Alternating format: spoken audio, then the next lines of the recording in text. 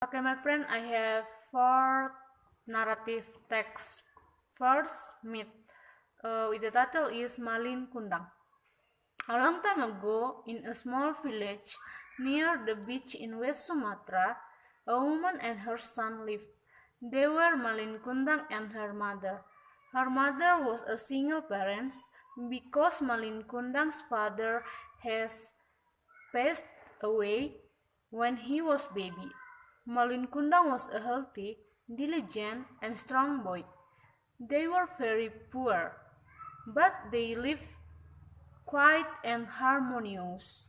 One day, when Malin Kundang was sailing, he saw merchant ship, which was being raided by small band of pirates. He helped him merchant with his brave and power. The merchant was so happy and thanked to him. In return, merchant asked Malin Kundang to sail with him to get better life. Malin Kundang agreed. He left his mother alone. Many years later, Malin Kundang became wealthy. He had a hardship, and perfectly he had a beautiful wife too. When he was sailing his trading journey, his ship landed on a beach near a small village. An old woman ran to the beach to meet the new rich merchant. She was Malin Kundang's mother. She wanted to hug him, realize her sadness of being lonely after so long time. Her mother, very happy, quickly approached Malin's and broke a plate of village cake, Malin's favorite cake. But Malin did not admire that woman as his poor mother. And then he kicked the village cake which broke by his mother until scattered. His mother very broken heart because Malin rebellious to her, who had brought him. Then his mother cursed Malin Kundang became stone. Suddenly, the big ship which Malin tossed aside out. Malin realized that was his fault, the rebellious his mother. He bowed down and became a stone. I have one question from story Malin Kundang. What the complication of the story? 1. Malin was a good son. B. Malin's wife is ugly. C. Malin found a big cave. D. Malin did not recognize her mother. The second story is legend, with the title is Lake Toba. Once upon a time, there was a young man named Toba.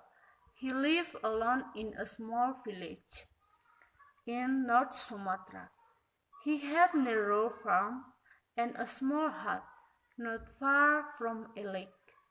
He liked fishing and he could do this activity until night has come. One day, he caught a fish. He was surprised to find that the fish could talk. Toba was surprised when the fish changed into a very beautiful girl.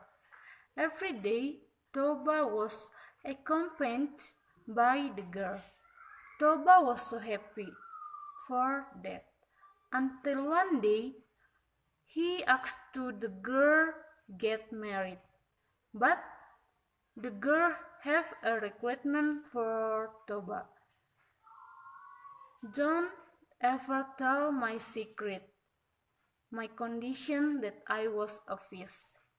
Toba promised to keep the secret that she had been a fish, and would never tell anybody about it. They were happily married. Years gone by, they have a son named Samosir. One day, Toba got very angry with his son. He could not control his temper. He shouted angrily, and the word fish reached his son. The sons were crying. He found his mother and told her about it. His mother is very angry. Toba violated his promise. His mother began to get angry. The beautiful girl decided to do suicide by jumping to a lake. Suddenly, the sky was getting dark upon the valley. Not so long, the rain poured. The rain was so heavy and made a hard flood. Then the earth began to shake, and the mountain erupted. Large holes are formed in earth. People believe that big hole is now a lake. Now this lake is known as Lake Toba. I have one question from the legend Lake Toba. What is the coda from the story Lake Toba? A. Once upon a time, there was a farmer who worked very hard in Sumatra. B. A few moments after praying, the hook that was turned earlier seemed to shake. C. After the farmer said these words, immediately the child and his wife disappeared without a trace and trace. D. The lake was finally known as Lake Toba. The third story is fable with the title is The Wolf and the House Dog. There was once a wolf who got very little to eat because the dogs of village were so swift, awake and watchful. He was really nothing but skin and bones, and it made him very downhearted to think of it. One night, this wolf happened to fall in what? A fine, fat house dog who had wandered a little too far from home. The wolf would gladly have eaten him then and there, but the house dog looked strong enough to leave his mark should he try it. So the wolf spoke very humbly to the dog, complimenting him on his fine appearance. The wolf had such a beautiful vision of his coming happiness that he almost wept. But when he wolf knows the life of the dog in the village, and also the dogs are not give freedom wherever they go. The wolf changed his mind. He doesn't want to be like the dogs in the village. Wolf prefer to live in the forest freely. I make question from the fable. The orientation in the narrative text of fable, the wolf and the house dog in paragraph A, paragraph 1, B, paragraph 2, C, paragraph 3, D, paragraph 4. The last story is fairy tale with the title is Snow White and Seven Dwarfs. Once upon a time, there lived a little girl named Snow White. She lived with her aunt and her uncle because her parents were dead. One day, she heard her uncle and aunt talking about leaving Snow White in the castle because they both want to go to America and they did not have enough money to take Snow White. Snow White did not want her uncle and aunt to do this, so she decided it would be best if she ran away. The next morning, she ran away into the woods. Then she saw a little cottage. She knocked, but no one answered. So she went inside and fell asleep. Meanwhile, the seven dwarfs were coming home from work. They went inside. There they found Snow White sleeping. Then Snow White woke up. She saw the dwarfs. The dwarfs said, "What is your name?"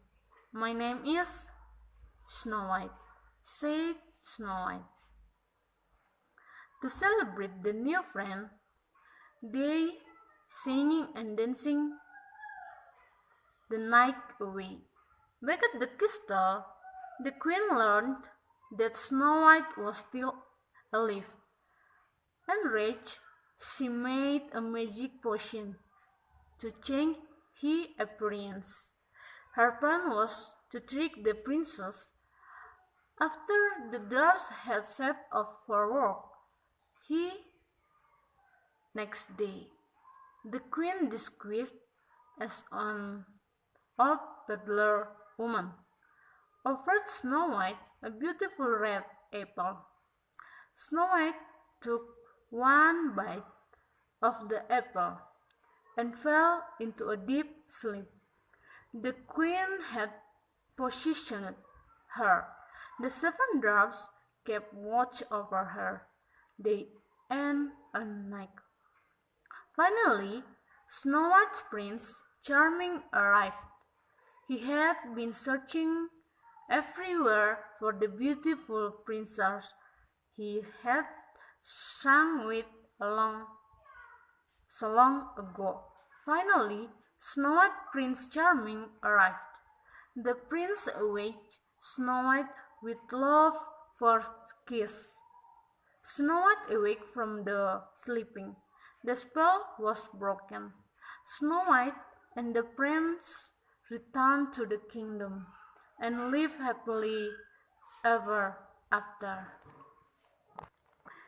I have one question from the fairy tale. When the prince kissed Snow White to make her awake from the sleeping death, is A.